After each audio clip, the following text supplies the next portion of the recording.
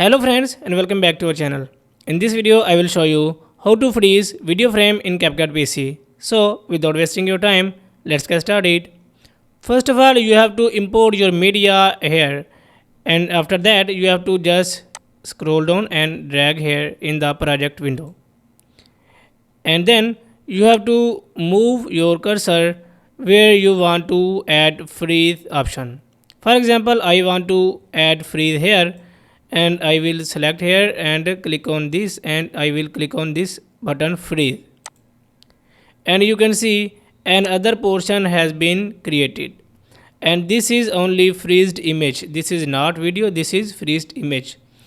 And from here I can adjust the size of this freezed image in this video, and you can see I am moving this cursor and this is only a still image, but you can see here this is video and here is framed image. So guys, in this way you can freeze frame in your Capcut PC very easily. If this video is helpful for you, please like the video and subscribe to our channel. Thanks for watching.